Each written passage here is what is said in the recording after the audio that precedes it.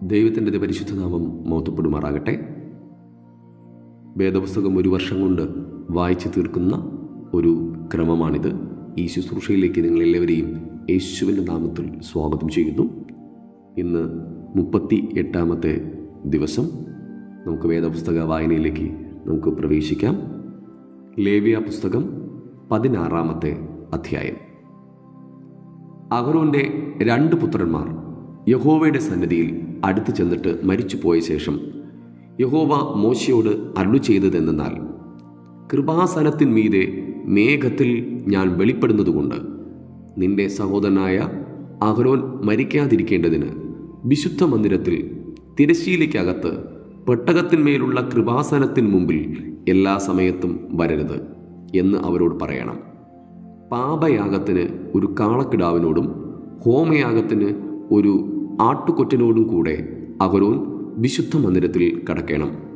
അവൻ പഞ്ഞുനൂൽ കൊണ്ടുള്ള വിശുദ്ധമായ അങ്കി ധരിച്ച് ദേഹത്തിൽ പഞ്ഞുനൂൽ കൊണ്ടുള്ള കാൽച്ചട്ട ഇട്ട് പഞ്ഞുനൂൽ കൊണ്ടുള്ള നടുക്കെട്ട് കെട്ടി പഞ്ഞുനൂൽ കൊണ്ടുള്ള മുടിയും വയ്ക്കണം.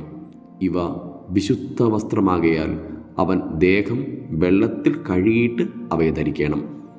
അവൻ ഇസ്രായേൽ മക്കളുടെ സഭയുടെ പക്കൽ നിന്ന് പാപയാഗത്തിന് 2 കോലാട്ടുകൊറ്റനെയും ഹോമയാഗത്തിന് ഒരു ആട്ടുകൊറ്റനെയും വാങ്ങണം.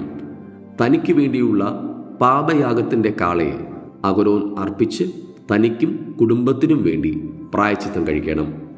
അവൻ ആ 2 കോലാട്ടുകൊറ്റനെ കൊണ്ടുവന്ന് സമാഗമന കൂടാരത്തിൻ്റെ വാതിൽക്കൽ യഹോവയുടെ സന്നിധിയിൽ നിർത്തണം. പിന്നെ അഹരോൻ യഹോവയ്ക്ക് എന്ന് ഒരു ചീട്ടും അസസേലിന് എന്ന് മറ്റൊരു ചീട്ടും, ഇങ്ങനെ 2 കോലാട്ടുകൊറ്റനും ചീട്ടിടണം. യഹോവയ്ക്കുള്ള ചീട്ട് വീണ കോലാട്ടുകൊറ്റനെ അഹരോൻ കൊണ്ടുവന്ന് പാപയാഗമായി അർപ്പിക്കണം. അസസേലിന് ചീട്ട് വീണ കോലാട്ടുകൊറ്റനെയോ അതിനാൽ പ്രായശ്ചിത്തം കഴിക്കേണ്ടതിന് അതിനെ അസസേലിന് മരുഭൂമിയിലേക്ക് വിട്ടയക്കേണ്ടതിനുമായി യഹോവയുടെ സന്നിധിയിൽ ജീവനോടെ നിർത്തണം. പിന്നെ തനിക്ക് വേണ്ടിയുള്ള പാപയാഗത്തിൻ്റെ കാളയെ അഹരോൻ അർപ്പിച്ച് തനിക്കും കുടുംബത്തിനു വേണ്ടി പ്രായശ്ചിത്തം കഴിച്ച് തനിക്ക് വേണ്ടിയുള്ള പാപയാഗത്തിൻ്റെ കാളയെ അറുക്കണം. അവൻ യഹോവയുടെ സന്നിധിയിൽ യാഗപീഠത്തിന്മേലുള്ള തീക്കനൽ ഒരു കലശത്തിൽ നിറച്ച് സൗരഭ്യമുള്ള ധൂപവർഗ ചൂർണം കൈ നിറയെ എടുത്ത് തിരശ്ശീലയ്ക്കകത്ത് കൊണ്ടുവരണം. താൻ മരിക്കാതിരിക്കേണ്ടതിന് ധൂപത്തിൻ്റെ മേഘം സാക്ഷ്യത്തിന്മേലുള്ള കൃപാസനത്തെ മറപ്പാൻ തക്കവണ്ണം അവൻ യഹോവയുടെ സന്നിധിയിൽ ധൂപവർഗം തീയിൽ ഇടണം. അവൻ കാളയുടെ രക്തം കുറെ എടുത്ത് വിരൽ കൊണ്ട് കിഴക്കോട്ട് കൃപാസനത്തിന്മേൽ തളിക്കണം. അവൻ രക്തം കുറെ തൻ്റെ വിരൽ കൊണ്ട് കൃപാസനത്തിൻ്റെ മുമ്പിലും 7 പ്രാവശ്യം തളിക്കണം. പിന്നെ അവൻ ജനത്തിനു വേണ്ടിയുള്ള പാപയാഗത്തിൻ്റെ കോലാട്ടുകൊറ്റനെ അറുത്ത് രക്തം തിരശ്ശീലയ്ക്കകത്ത് കൊണ്ടുവന്ന് കാളയുടെ രക്തം കൊണ്ട് ചെയ്തതുപോലെ ഇതിൻ്റെ രക്തം കൊണ്ടും ചെയ്ത് അതിനെ കൃപാസനത്തിന്മേലും കൃപാസനത്തിൻ്റെ മുമ്പിലും തളിക്കണം. ഇസ്രായേൽ മക്കളുടെ അശുദ്ധികൾ നിമിത്തവും അവരുടെ സകല പാപവുമായ ലംഘനങ്ങൾ നിമിത്തവും അവൻ വിശുദ്ധ മന്ദിരത്തിന് പ്രായശ്ചിത്തം കഴിക്കണം. അവിടെ ഇടയിൽ അവരുടെ അശുദ്ധിയുടെ നടുവിലിരിക്കുന്ന സമാഗമന കൂടാരത്തിനും അവൻ അങ്ങനെ തന്നെ ചെയ്യണം. അവൻ വിശുദ്ധ മന്ദിരത്തിൽ പ്രായശ്ചിത്തം കഴിപ്പാൻ കടന്നിട്ട് പുറത്തു വരുന്നതുവരെ സമാഗമന കൂടാരത്തിൽ ആരും ഉണ്ടായിരിക്കരുത്. ഇങ്ങനെ അവൻ തനിക്കും കുടുംബത്തിനും ഇസ്രായേലിൻ്റെ സർവ്വസഭയ്ക്കും വേണ്ടി പ്രായശ്ചിത്തം കഴിക്കണം. പിന്നെ അവൻ യഹോവയുടെ സന്നിധിയിലുള്ള യാഗപീഠത്തിങ്കൽ ചെന്ന് അതിനും പ്രായശ്ചിത്തം കഴിക്കണം. കാളയുടെ രക്തവും കോലാട്ടുകൊറ്റൻ്റെ രക്തവും കുറേശ്ശെ എടുത്ത് പീഠത്തിൻ്റെ കൊമ്പുകളിൽ ചുറ്റും പുരട്ടണം. അവൻ രക്തം കുറെ വിരൽ കൊണ്ട് 7 പ്രാവശ്യം അതിന്മേൽ തളിച്ച് ഇസ്രായേൽ മക്കളുടെ അശുദ്ധികളെ നീക്കി വെടിപ്പാക്കി ശുദ്ധീകരിക്കണം. അവൻ വിശുദ്ധ മന്ദിരത്തിനും സമാഗമന കൂടാരത്തിനും യാഗപീഠത്തിനും ഇങ്ങനെ പ്രായശ്ചിത്തം കഴിച്ച് തീർന്ന ശേഷം ജീവനോടിരിക്കുന്ന കോലാട്ടുകൊറ്റനെ കൊണ്ടുവരണം. ജീവനോടിരിക്കുന്ന കോലാട്ടുകൊറ്റൻ്റെ തലയിൽ അഹരോൻ കൈ രണ്ടും വച്ച് ഇസ്രായേൽ മക്കളുടെ എല്ലാ കുറ്റങ്ങളും സകല പാപങ്ങളുമായ ലംഘനങ്ങളൊക്കെയും ഏറ്റുപറഞ്ഞ് കോലാട്ടുകൊറ്റൻ്റെ തലയിൽ ചുമത്തി നിയമിക്കപ്പെട്ട ഒരാളുടെ കൈവശം അതിനെ മരുഭൂമിയിലേക്ക് അയക്കണം. കോലാട്ടുകൊറ്റൻ അവരുടെ കുറ്റങ്ങളൊക്കെയും ശൂന്യപ്രദേശത്തേക്ക് ചുമന്നുകൊണ്ടു പോകണം. അവൻ കോലാട്ടുകൊറ്റനെ മരുഭൂമിയിൽ വിടണം. പിന്നെ അഹരോൻ സമാഗമന കൂടാരത്തിൽ വന്ന് താൻ വിശുദ്ധ മന്ദിരത്തിൽ കടന്നപ്പോൾ ധരിച്ചിരുന്ന പഞ്ഞുനൂൽ വസ്ത്രം നീക്കി അവിടെ വച്ചേക്കണം. അവനൊരു വിശുദ്ധ സ്ഥലത്ത് വെച്ച് വെള്ളം കൊണ്ട് ദേഹം കഴുകി സ്വന്തം വസ്ത്രം ധരിച്ച് പുറത്തു വന്ന് തൻ്റെ ഹോമയാഗവും ജനത്തിൻ്റെ ഹോമയാഗവും അർപ്പിച്ച് തനിക്കും ജനത്തിനും വേണ്ടി പ്രായശ്ചിത്തം കഴിക്കണം. അവൻ പാപയാഗത്തിൻ്റെ മേധസ് യാഗപീഠത്തിന്മേൽ ദഹിപ്പിക്കണം. ആട്ടുകൊറ്റനെ അസസേലിന് കൊണ്ടുപോയി വിട്ടവൻ വസ്ത്രമലക്കി ദേഹം വെള്ളത്തിൽ കഴുകിയിട്ട് മാത്രമേ പാളയത്തിൽ വരാവൂ. വിശുദ്ധ മന്ദിരത്തിൽ പ്രായശ്ചിത്തം കഴിക്കേണ്ടതിന് രക്തം കൊണ്ടുപോയ പാപയാഗത്തിൻ്റെ കാളയെയും കോലാട്ടുകൊറ്റനെയും പാളയത്തിന് പുറത്ത് കൊണ്ടുപോകണം. അവയുടെ തോലും മാംസവും ചാണകവും തീയിലിട്ട് ചുട്ടുകളയണം. അവയെ ചുട്ടുകളഞ്ഞവൻ വസ്ത്രം അലക്കി ദേഹം വെള്ളത്തിൽ കഴുകിയിട്ട് മാത്രമേ പാളയത്തിൽ വരാവൂ. ഇത് നിങ്ങൾക്ക് എന്നേക്കുമുള്ള ചട്ടമായിരിക്കണം. 7-ാം മാസം 10-ാം തീയതി നിങ്ങൾ ആത്മതപനം ചെയ്യണം. സ്വദേശിയും നിങ്ങളുടെ ഇടയിൽ പാർക്കുന്ന പരദേശിയും യാതൊരു വേലയും ചെയ്യരുത്. ആ ദിവസത്തിൽ അല്ലോ യഹോവയുടെ സന്നിധിയിൽ നിങ്ങളെ ശുദ്ധീകരിക്കേണ്ടതിന് നിങ്ങൾക്ക് വേണ്ടി പ്രായശ്ചിത്തം കഴിക്കുകയും നിങ്ങളുടെ സകല പാപങ്ങളും നീക്കി നിങ്ങളെ ശുദ്ധീകരിക്കുകയും ചെയ്യുന്നത്. അത് നിങ്ങൾക്ക് വിശുദ്ധ സ്വസ്ഥതയ്ക്കുള്ള ശബത്തായിരിക്കണം. നിങ്ങൾ ആത്മതപനം ചെയ്യണം. അത് നിങ്ങൾക്ക് എന്നേക്കുമുള്ള ചട്ടമാകുന്നു. അപ്പന് പകരം പുരോഹിത ശുശ്രൂഷ ചെയ്യുവാൻ അഭിഷേകം പ്രാപിക്കുകയും പ്രതിഷ്ഠിക്കപ്പെടുകയും ചെയ്ത പുരോഹിതൻ തന്നെ പ്രായശ്ചിത്തം കഴിക്കണം. അവൻ വിശുദ്ധ വസ്ത്രമായ പഞ്ഞുനൂൽ വസ്ത്രം ധരിച്ച് വിശുദ്ധ മന്ദിരത്തിന് പ്രായശ്ചിത്തം കഴിക്കണം. സമാഗമന കൂടാരത്തിനും യാഗപീഠത്തിനും പ്രായശ്ചിത്തം കഴിക്കണം. പുരോഹിതന്മാർക്കും സഭയിലെ സകല ജനത്തിനു വേണ്ടി പ്രായശ്ചിത്തം കഴിക്കണം. സംവത്സരത്തിൽ ഒരിക്കൽ ഇസ്രായേൽ മക്കൾക്ക് വേണ്ടി അവരുടെ സകല പാപങ്ങൾക്കായിട്ടും പ്രായശ്ചിത്തം കഴിക്കേണ്ടതിന് ഇത് നിങ്ങൾക്ക് എന്നേക്കുമുള്ള ചട്ടം ആയിരിക്കണം. യഹോവ മോശയോട് കൽപ്പിച്ചതുപോലെ തന്നെ അവൻ ചെയ്തു. ലേവ്യ പുസ്തകം 17-ാമത്തെ അധ്യായം. യഹോവ പിന്നെയും മോശയോട് അരുളി ചെയ്തത്, നീ അഹരോനോടും പുത്രന്മാരോടും എല്ലാ ഇസ്രായേൽ മക്കളോടും പറയേണ്ടതെന്നാൽ, യഹോവ കൽപ്പിച്ച കാര്യമാവിത്. ഇസ്രായേൽ ഗൃഹത്തിൽ ആരെങ്കിലും കാളയെയോ ആട്ടിൻകുട്ടിയെയോ കോലാടിനെയോ പാളയത്തിൽ വച്ചെങ്കിലും പാളയത്തിന് പുറത്തു വച്ചെങ്കിലും അറുക്കുകയും അതിനെ യഹോവയുടെ കൂടാരത്തിൻ്റെ മുമ്പിൽ യഹോവയ്ക്ക് വഴിപാടായി അർപ്പിക്കേണ്ടതിന് സമാഗമന കൂടാരത്തിൻ്റെ വാതിൽക്കൽ കൊണ്ടുവരാതിരിക്കുകയും ചെയ്താൽ അത് അവന് രക്തപാതകമായി എണ്ണണം.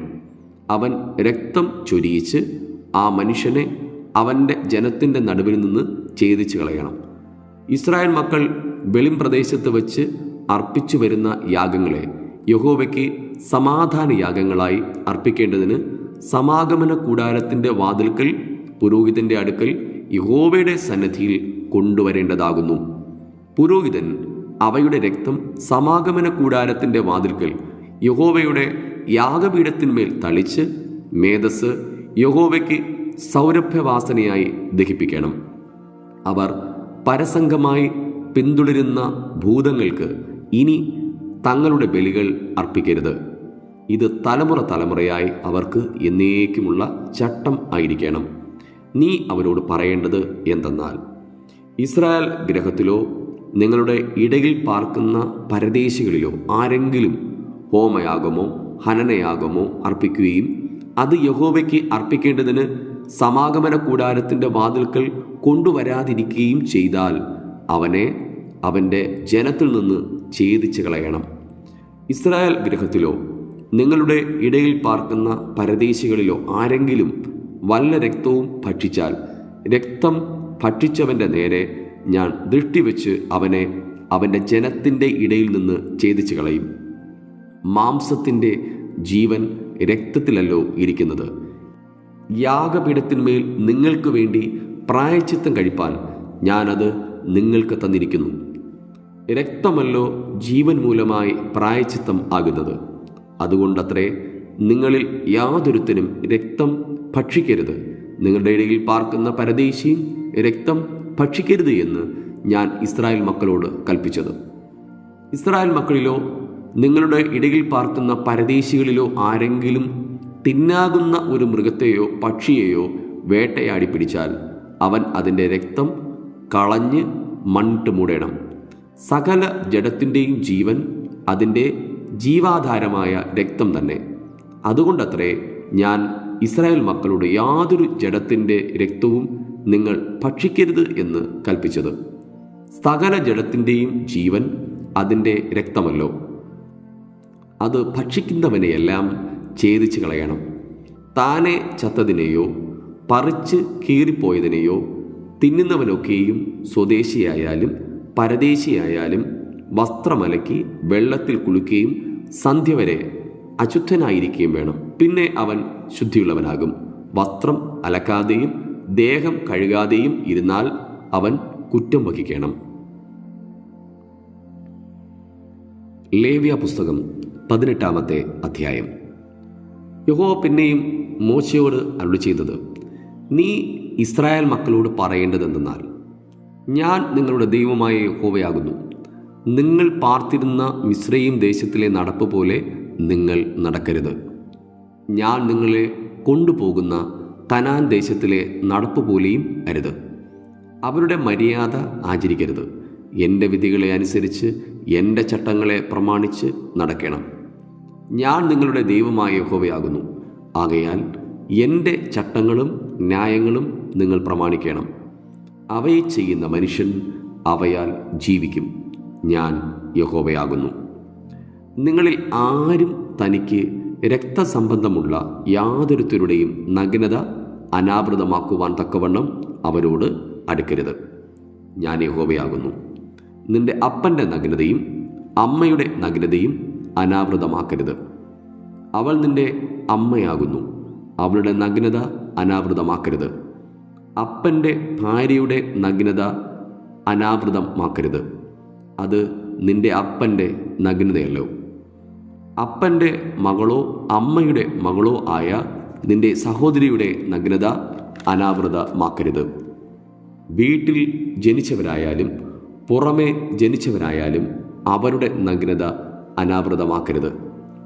നിന്റെ മകൻ്റെ മകളുടെ നഗ്നതയോ മകളുടെ മകളുടെ നഗ്നതയോ അനാവൃതമാക്കരുത്. അവരുടെ നഗ്നത നിന്റേത് തന്നെയല്ലോ. നിന്റെ അപ്പന് ജനിച്ചവളും അവൻ്റെ ഭാര്യയുടെ മകളുമായവളുടെ നഗ്നത അനാവൃതമാക്കരുത്. അവൾ നിന്റെ സഹോദരിയല്ലോ. അപ്പൻ്റെ സഹോദരിയുടെ നഗ്നത അനാവൃതമാക്കരുത്. അവൾ അപ്പൻ്റെ അടുത്ത ചാർച്ചക്കാരത്തിയല്ലോ. അമ്മയുടെ സഹോദരിയുടെ നഗ്നത അനാവൃതമാക്കരുത്. അവൾ നിന്റെ അമ്മയുടെ അടുത്ത ചാർച്ചക്കാരത്തിയല്ലോ.